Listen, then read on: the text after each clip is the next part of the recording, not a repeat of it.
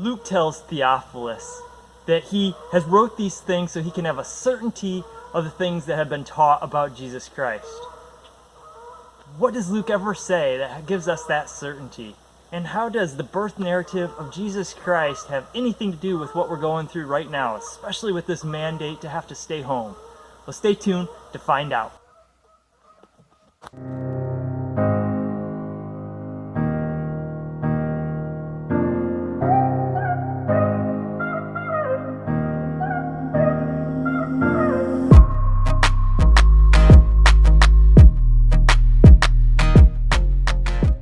Welcome and thank you for joining us this morning. If you want to follow along with us, we're going to be in the book of Luke chapter 2. And since this week we're going to be looking at people having to travel for a census that was called by the government, we're going to do something a little bit different this week, and I'm going to invite you to come along with me as I take a walk through the woods as we go through this account. As we move to the second chapter in the book of Luke, Luke gives us two perspectives to the birth of Jesus. Verses 1 through 7 give an earthly perspective of the birth of Jesus, while verses 8 through 20 bring the heavenly involvement into the account. If you want to join with me, we're going to read from Luke chapter 2, starting in verse 1. In those days, a decree went out from Caesar Augustus that all the world should be registered. This was the first registration when Quirinius was governor of Syria, and all went to be registered, each to his own town. The passage starts off by telling us in those days. This would be around 6 to 4 BC, and from my research, 4 BC seems to be the correct year. As a side note, we might be wondering, why is 4 BC the birth of Christ rather than the year 1 AD? And that's because of some miscalculations of the monk who set the BC and AD calendar. So it says, in those days a decree went out from Caesar Augustus. I think George Earle will be a great resource for us to learn who Augustus was and what the Roman world was like at that time. Let's hear what George has to say. Hello, everyone. So, Caesar Augustus, who was this guy? Well, he was born in 63 BC. He was born Gaius Octavius in Italy, and his uncle was the famous Julius Caesar. You know, that guy that makes pizza for you. Now, the term Caesar, by the way, is a title. It's not really a name. So, in Roman history, when you see Caesar, it's more of a title, like emperor, ruler. Julius was his great uncle. He was Octavian's great uncle and actually adopted him as his son because he was his closest male heir. Now, Julius Caesar, of course, had become dictator of Rome for a period of time, but was famously murdered by a group of senators. With Julius Caesar's death, that paved the way for Octavian to gather up some troops. He had a history, which I'm not going to go into, but was able to get troops and was able to avenge his great uncle, Julius Caesar, and defeat his rivals. There was a battle at the famous Milvian Bridge. Nope, that's another one. Sorry, that's Constantine. Anyway, and he was able to become leader, and he, instead of becoming dictator, he chose the title princeps, which is Latin for first citizen. Now, this title was more agreeable to the Senate, who still had political power, but was uncomfortable with giving increasing power to one man. Remember, Rome's founding way back in 763 BC, that mythical founding with Romulus and Remus, started with a kingdom, but that was overthrown when a certain Tarquin the Proud really started abusing his power. After the kingdom, they adopted a republican form of government. Now, when I say republican, I mean a republic with the Senate, not like Democrat versus Republican. So the Senate, understandably, was wary of returning to the days of one-man rule, given their history. So why Augustus? Why this title Augustus? Why did Octavian get that? Well, the Senate later conferred on him that title Augustus, and it means exalted one or lofty one. Today, we often use the term august, and we pronounce it that way, august, to describe someone of a more noble, of a more regal presence. And yes, of course, our 8th month is named after him, August. Well, what did Caesar Augustus do? Well, as princeps, or first citizen, in 27 BC, he appointed himself ruler for life. His powers were in a Roman constitution, but they were stated or implied. He used the constitution to justify his reign. He also retained ultimate control over all aspects of the Roman state. The army was under his command. When festivals would go on, he would decree and start the festivals. He had religious power. He had financial power. And so everything under Roman in the Roman state was under his command. Domestically, he encouraged the construction of impressive new buildings. He also was the patron to the famous poets Virgil, Horace, and Propertius. I bet you've never heard of that one, neither have I. He also ensured that his image was everywhere through statues and coins. In foreign affairs, he created a huge standing army designed to expand Rome's borders in order to keep those nasty barbarians at bay.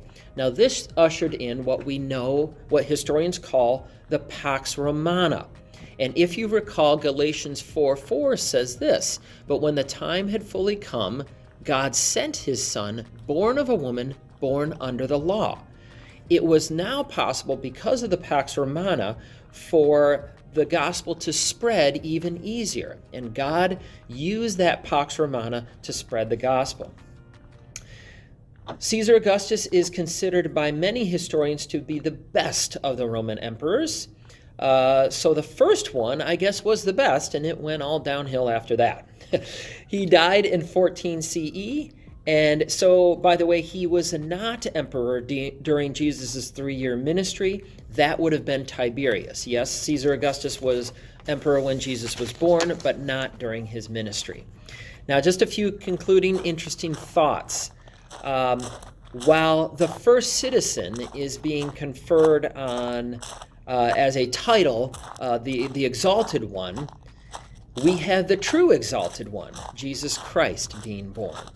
While Caesar Augustus is putting his image everywhere to show his power, the true image of God, Jesus Christ, walks the earth. And while Caesar Augustus rebuilt Roman society with wonderful social programs and buildings and that sort of thing, the one who shook the world and ushered in the kingdom of God now walks the earth. And while Caesar Augustus secured peace from barbarians, the Prince of Peace is born. Thanks, George, for that insight. So the decree went out from Caesar Augustus that the world should be registered. The Romans were taking over the known world, but Jesus was ushering in a new kingdom that would outlast and outshine that of the Roman Empire. The message of a savior at the time of the census was important for the Jewish people. Usually a census meant an increase in taxation. This increase meant less produce for an already poor population. So the proclamation of a deliverer being born would have brought much needed hope. It seems to have been this census in which Judas the Galilean rose up to draw some of the people after him, as we read in Acts chapter 5, verse 37. His uprising might have been in response to the insinuated increase in taxation that would have resulted from this registration. Now the text looks at Quirinius' governorship. It tells us that was the first registration. We do not have direct evidence of this census as of yet, but there are many indirect evidences that this took place. First, there's been discoveries established that Egyptian censuses occurred in 7-year intervals, at 11 BC, 4 BC, 4 AD, and 11 AD. Also, a document was found that's dated to 104 AD from the prefect Maximus that all under his jurisdiction had to return to their birthplace for registration. The text goes on to say that was the first registration. Quirinius was governor of Syria. According to Tacitus and Josephus, who were Roman historians, Quirinius' reign started in 6 AD. Our account is in 4 BC. Here are some reasons why we can believe the biblical account. First, Josephus uses the term for a census of a Roman citizen, whereas Luke uses the term for non-citizens. The word translated as governor in our text is generic and expresses the office of any ruler. Varius was the governor of Syria at the time that our text was written, but Varius was not a very reliable leader. Quirinius was a great military leader who settled a rebellion in Asia Minor previously. It could be that Augustus entrusted Quirinius with handling the political situation in Israel. There was also a discovery in Antioch which revealed Quirinius as a chief magistrate, but the inscription claims that this was an honorary title only since he was fighting elsewhere in a war. If we go back to our text, it says, "And all went to be registered, each to his own town." The government gave a mandate that the people had to do something that was a hindrance.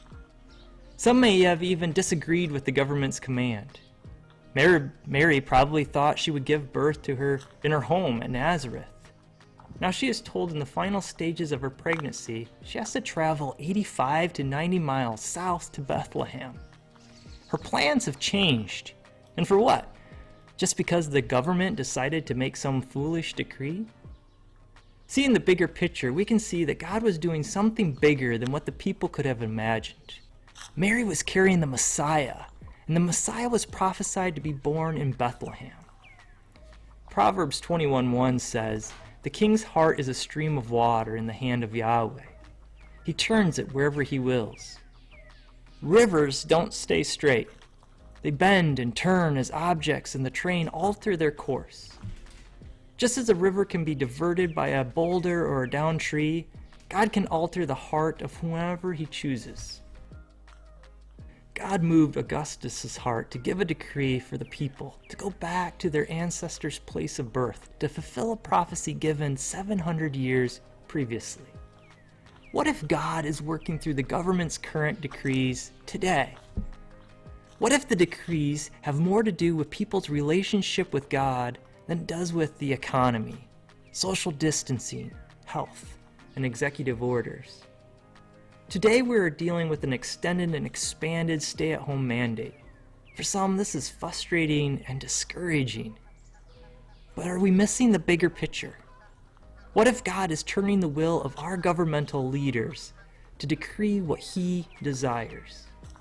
Recently, we have heard of churches pulling Easter-like attendance numbers weeks before the Holy Week of Easter.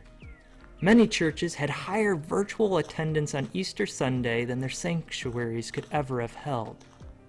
And Christians are building new evangelism techniques as they learn to connect with their acquaintances digitally and remotely, learning new ways to share the gospel and make disciples in the 21st century. Psalm 40 verse 5 says, "You have multiplied, O Yahweh my God, your wondrous deeds and your thoughts towards us. None can compare with you. I will proclaim and tell them, yet they are more than can be told."